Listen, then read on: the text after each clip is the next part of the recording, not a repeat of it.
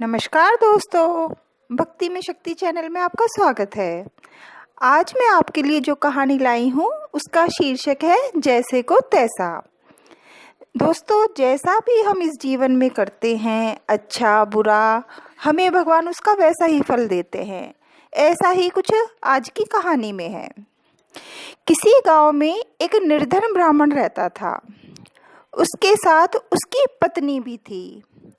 लोगों को ब्राह्मण दंपति का स्वभाव बहुत अच्छा लगता था। उन्होंने गांव के मंदिर के पास ब्राह्मण को झोपड़ी बनाकर रहने की अनुमति दे दी। गांव वालों की मदद से ब्राह्मण ने अपने लिए झोपड़ी बनाई और पत्नी के साथ उसमें रहने लगा। वह सुबह शाम मंदिर में पूजा करता और बाकी समय लोगों के कामों में उनकी मदद किया करता था।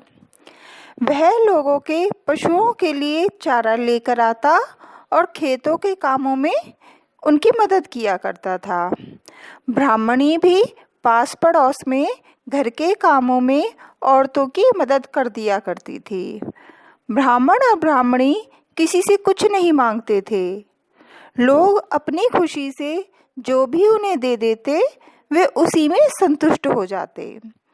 गांव वाले भी ब्राह्मण और ब्राह्मणी के व्यवहार से बहुत खुश थे, इसलिए वे उन्हें कोई कमी नहीं होने देते थे। गांव में मंदिर के पास ही एक लाला दयाराम की दुकान थी।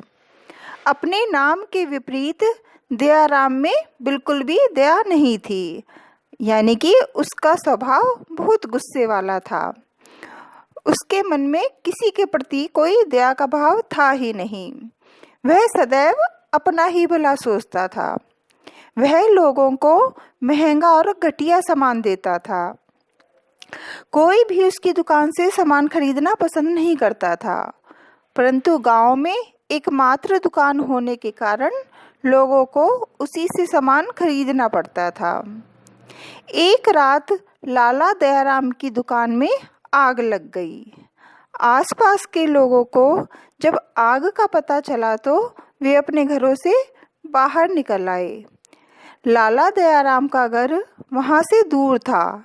तभी लोगों ने देखा कि आग की लपटें ब्राह्मण की झोपड़ी तक पहुंच गई हैं। ब्राह्मण और ब्राह्मणी झोपड़ी में सो रहे थे। लोगों को उनकी चिंता सताने लगी। लोगों ने शोर मचाया तो ब्राह्मण और ब्राह्मणी किसी तरह झोपड़ी से बाहर निकल आए। आग की लपटें बढ़ती जा रही थीं। लाला दयाराम की दुकान धू धू करके जल रही थी।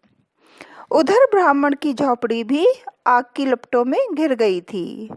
तभी सब लोगों ने मिलकर पानी और रेत से ब्राह्मण की झोपड़ी में लगी आग पर काबू पा लिया, यानी कि आग को बुझा दिया।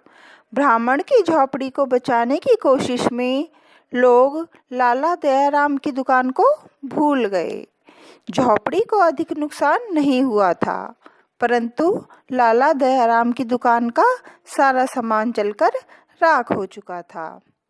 कुछ समय बाद लाला दयाराम अपनी पत्नी के साथ वहां पहुंचा। उसका हजारों रुपए का माल राख के ढेर में बदल चुका था।